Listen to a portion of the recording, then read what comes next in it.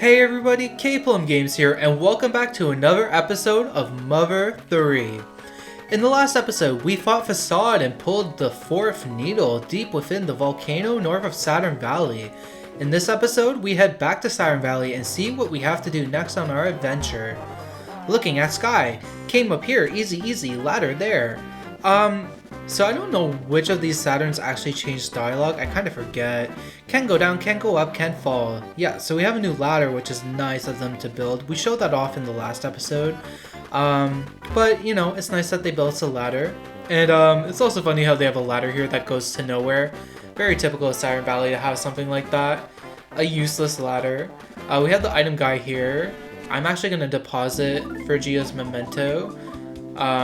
Just because I've been doing that with the other mementos, and I want to have them in safekeeping.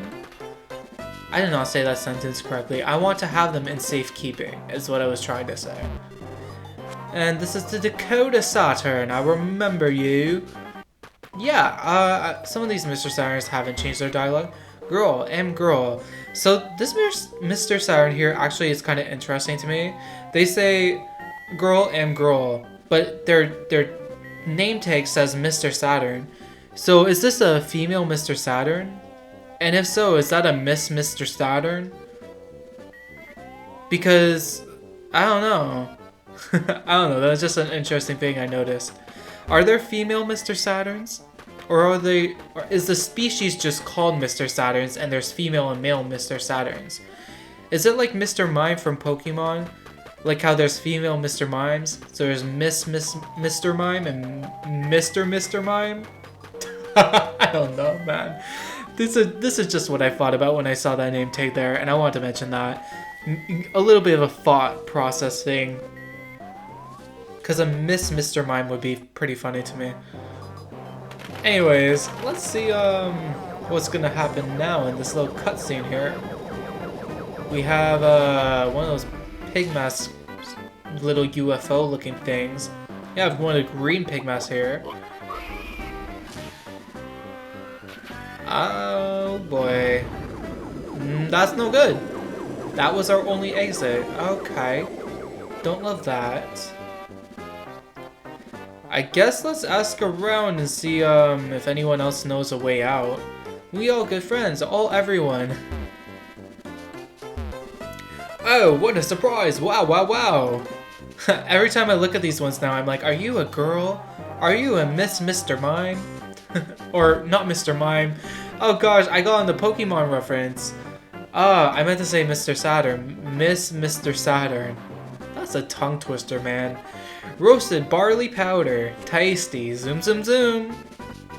Zoom indeed. I think everyone in 2020, up until present day, has had their moments on Zoom. You always come from now on. Aww, so sweet. I think that one said that earlier though. Okay, let's check out this cave entrance here that has now been blown up. The tunnel has been destroyed. Does this mean we can't leave the village? Let's ask the Mr. Science if there's any other way to get outside. Seems like a good plan, Duster. Let's head here. Because this is where we went previously to save Duster. No one to catch anymore. Mantis is scary. Potential! Just go around screaming at your friends. Potential! Pig person! Broke tunnel and left! Oh, is there any other way to leap beside that tunnel? Potential! We call the birdies potential. Lots of potential birdies. Potential for lying vehicle. I mean flying. Potential, but not potential enough. Potential birdies, potential yet. Maybe one more potential. We're gonna fly using birds? I guess so. Birdies run if you chase. Wait, and birdies come. Patience, then catch. Alright, it's like fishing. You gotta sneak up on them. There are some things I want to forget, and some things I've forgotten. Alright, I think the rope snake said this earlier. Also, you know you spent too long in Saturn Valley when the rope snake having normal dialogue box, the font rather, being normal. You know when the normal font starts to look weird, you've been in Saturn Valley too long. One potential birdie more. Two potential birdie more. Fishing for birdies. Oh, see, that one said fishing too, so I'm not alone in my thought process. Also, they're tying the balloons to their nostrils. That's kind of weird. Can't catch birdies is KO. The flesh blobs are tying the balloons to their nostrils. Okay, we can't run or else we'll scare the birdies away. Just kind of have to sneak up on it. Catch the bird? Yes. You caught a bird! Nice. Alright, birdie caught. Let's head back, I guess, because we got what we needed. And yeah. I mean, honestly, this weird dialogue is starting to look normal. And then the normal dialogue is starting to look weird. Man, oh man. Birdies run if you chase. Yeah, we talked to that one already. Catch the birdie? We did. We handed over the bird. Use birdies to make good thing. You wait in hot spring. Alright, we'll go wait in the hot spring. Sounds nice to relax. After a long day's work of fishing for birds. Well, okay, so fishing implies you're catching fish, right? So if you're catching birds, would it be birding? Are we birding right now? Is birding the action that we are taking in this moment? I don't know. Anyways, let's head to the hot spring, and there's this Mr. Saturn that wasn't here earlier. Inside hot spring, but have coffee? Yeah, we'll have the coffee! Are you ready for the drug trip? This is a reference to Mother 2/Earthbound, the coffee scene. We also had that in Saturn Valley in Earthbound, and here we are again. Now, Lucas is the one who's having a drug trip. It's not Ness anymore. No one is simply born strong. People only go stronger little by little, by encountering difficult situations and learning not to run from them, no matter how frightening or daunting they may be. Lucas, that is exactly what you have done to grow strong. However, you did not do it for yourself. You grew strong for those you would otherwise be unable to help. They are the reason you are strong. Even now, you occasionally show a glimpse of it, Lucas. Fleeting images of that once pampered crybaby boy can sometimes be seen in your smile. You've come a very long way. There's no telling what to expect from here on out. But if one thing is certain, it's that those who believe in you will be right there to help. Trust in them. Now go forth, toward whatever stands out the most in your eyes. Go facing not the darkness, but the light. Lucas and his companions, you have driven the enemy into a corner. The enemy's back is to the wall. There's nothing to fear now. Everyone is watching on with complete faith in you. In their hearts, they all say, thank you. Can you hear them? That was a nice little message. It really does show how far our characters have come. Like, Lucas started off the game so young, and like the game says, he was a crybaby, and now he's grown into such a strong, dependable young man. It's nice to see how far we've come in such a short... It feels like a short amount of time for us, but in the game time it's been a while.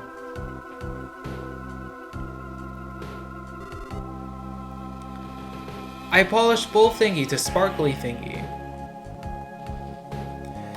You wound up giving your Courage Badge to the Mr. Saturn. I make sparkly and give back. I make sparkly. Aww, you make sparkly indeed. Birdie cage done. Pretty bird. Nice. That was a really nice little scene. And a nice reference at that. Leave it to me. So if we go into our equipment, or our goods rather, did our Courage Badge get updated yet? Oh, not yet. Okay. Because that is also going to be something cool that we're going to see, If it's what I'm thinking of, I'm pretty sure it is. Let's just head back for now. Birdie cage! Flying birdie cage done! You ride flying birdie cage? I think we have to. We don't really have a choice, do we? I like how it has a little Mr. Saturn bow on top of the cage. So we just hold on to this rope then. Hold it! We get the dramatic music. And the rope snake is here to tell us something. You guys really think that cheap rope will last all the way to Tazmily with you hanging on it? Are you calling us fat? Rude. Tisk tisk tisk. Have some faith in me. I may have dislocated my jaw that last time, but I still got plenty left in me. Just give me one more chance. You did screw up pretty majorly. It's your fault that we didn't have Duster or Kumatora for the beginning of the chapter. Ever since what happened, I've been toughening up my jaw by crunching walnut shells day after day after day. Yeah, and I ate the stuff inside the shells too, of course. Now I'm practically like a walnut cracking jaw with a snake attached. It's really super strong. Please let me try just one more time. So you're telling me you're a nutcracker and that's supposed to convince me? No. There's just no getting through to you, huh? I'm no longer the snake I was up until yesterday. If I had to compare myself to something, I'd say I'm like a cornered lion. I'm a snake, but also a lion. A snake lion. No, I'm more like a roulette wheel. Make a bet. I'm not much of a gambling man. I guess that roulette wheel comparison wasn't so hot. But if anything, I'm a pair of dice. Roll me with all of your might, using the power of your souls. My jaw's the bomb. Come on, I'm being serious here. I don't want to wind up being a big fat worm instead of a snake. Come on, you gotta understand how I feel. Let me be all the snake I can be. Please, I'm begging you. See, I even have my hands clasped together. What hands do you have, sir? But I guess we have to say okay. Or I'm so moved. I am moved. You are determined to help us, and I appreciate it. That's what I'm talking about. I knew I could expect great things from you. Lucas, this looks to be a manly journey through the skies. Here goes know something. So, I would have said yes to the rope snake the first time, but I know that you get the funny dialogue if you make him like speech himself out. Also, Boney is pulling down Lucas's pants. Jesus Christ. What the heck, toy?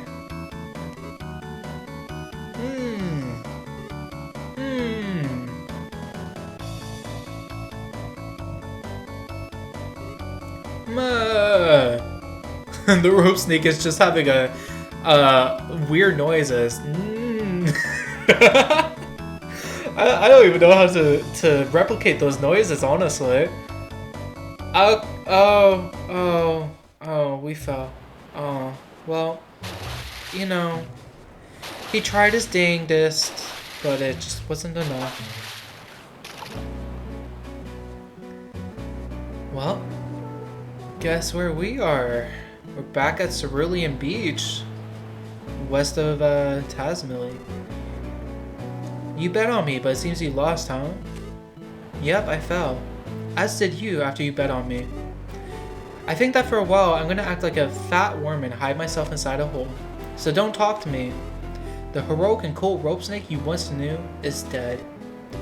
In a tiny quiet voice, I say, so long. Alright. We're back here at Cerulean Beach, which is pretty cool. What is this arrow? I don't even know. Let's talk to Bronson, I think it is. Yeah. Oh, Lucas, you should take a break here once in a while. A little nap in the sun will really revitalize you. Will you take a break? I don't actually know what happens if I say yes, but for science, let's test it out. What does this actually do? Oh, it just heals us. Okay, cool. We were already at full health, I think, but sure. Come back anytime. Pigma shoes on our good beach. I think we saw those earlier on. No drinking, no swimming, no swimming, no drinking. And swimming, well, hallucinating is absolutely out of the question.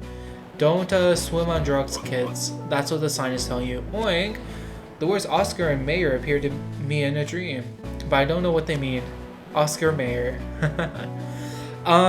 So if you haven't noticed, the Cerulean Beach actually has new music now. I don't think this was present earlier. I probably would have pointed it out then if it did have music then. But yeah, this new music here, it's reminiscent of Jackie's cafe theme from earlier on before the time skip. But it also reminds me of the Summers theme from Earthbound. Because some of the instrumentation and some of like the background notes, like this part in particular, it just reminds me of the Summers theme, which, I mean, I guess it makes sense given that in Earthbound, Summers as a beach town. So having a similar theme to the Cerulean Beach in this game makes sense. Yeah, I just thought I'd point out that little musical reference. Let's talk to a few folks now that we're back in Tazmily. It's been a while. You need me for something? Something I'm especially good at? No, I know, I can tell. You want to ask about Taintain Island, right? Don't pretend you don't. I know you want to know about Taintain Island. Okay, I'll tell you about it. There's an island straight across the sea from this beach. It's known as Taintain Island or something Spooky Island. Or sometimes Spooky Island. Actually, I was the one who thought up the name Spooky Island. They say the only way to get there is to dive to the bottom of the ocean. Yeah, right, if that's really possible. I think not. Anyways, that's all I know. But I can't talk. But I do know all kinds of other good stuff. I love to talk about them, and I know you love to hear about them. What? You don't want to hear about them? That Taintain Island sounds interesting. We'll have to keep it in mind for later. We have these folks here. I figured out what my bad habit is. I'll put it in one sentence. I never shut up. If you remember back from chapter 4, this girl was the one who went on the giant speech, the giant rant to us. So it's funny how she says she can never shut up now. And then she actually did shut up. There's a legend about mermaids. I've heard a little bit about it. The legend says that mermaids use the power of love to rescue people who are drowning. Isn't that such a lovely story? Mermaids? Okay. We'll keep them in mind, I guess. That woman over there. Oh, it's these guys. They're like, I'm so nervous. That woman loves me. Oh my god, that man loves me. Oh my god, I'm so nervous. Ha ha ha ha. Sorry. You can see the rope snake here is just hiding in this hole. Earlier, I told you I was going to act like a fat worm and hide myself in a hole. But snakes and worms are completely different things. Just because they're both long doesn't make them the same, you know? Snakes aren't worms. I know I said differently before, but I take it back now. Anyways, I hear everyone's heading into the city to try to make it big. I'm gonna go too, yes sirree. I'm gonna make it so big, I'll be a behemoth of a snake. You're gonna freak out, I'm gonna be so huge. But don't worry, that behemoth of a snake will always be your friend. Well, catch you later in the big city. The big city? For all we know, Tazmily is the only city. So what big city can the rope snake be referring to? I don't even know. Perhaps we'll find out later on. Welcome to the sea shop. Will you buy us something? So this guy's a traveling item shop, I'm pretty sure. Which is kind of cool, but yeah, none of his stuff is really that great. A lot of people for the longest time had like a weird fan theory that this guy was Ness, because they kind of look similar in their face, but yeah, I don't really know how much I buy into that theory. So the way to progress the story is actually to go back to the beach, but I want to actually show a few things here in Tazmily. One of them might be a little bit obvious, but the other one, not so much. You wouldn't think to do this. We actually want to head to the Sunshine Forest. I should say that if you want more free experience, you can definitely fight more black beanlings. I think they still show up in Chapter 7. Don't quote me on that. They might be a Chapter 5 exclusive thing, but I don't see why they would despawn after that point, so you probably can still fight them now. Let's check Lighter's cabin. There's a small notice board here. Going to the big city. See you all later. Huh. Another mention of this big city. We'll definitely have to find out more about that later on. I don't know what it all means yet. Shout out to Chugga Conroy and his Let's Play that actually showed me that little detail. I wouldn't have picked up on it otherwise. The other thing that I want to do while we're here in Tazmily is just to go speak to Wes now that we have Duster and Kumatora back. See if he'll say anything special or unique or different, because it's been a bit since we talked to them. I'm sure he's fine. Wait. Are you speaking about Duster? Because he's literally right here. Okay. Duster! Oh, you nod, you smile. Duster! So you finally remembered that you're the Duster! Wahahahaha! I see, that's great! Lucas, thank you for going out of your way to tell me about Duster. Princess, thank you very much. Say Duster. Be thankful to Lucas and his friends. Make sure you're helpful to them. Anyways, let's meet again sometime. We'll kick up our feet and take it easy. Now, get going already. This is embarrassing. So yeah, Wes says something similar to what he did in Chapter 5. But this time around, he, now that we have Duster's memory back, he's like, oh, you got your memory back, that's awesome, oh, my son, you know? It's a really cute scene. I wanted to show that off while we were here. And as is tradition, even though the Thunder Bombs aren't even good anymore,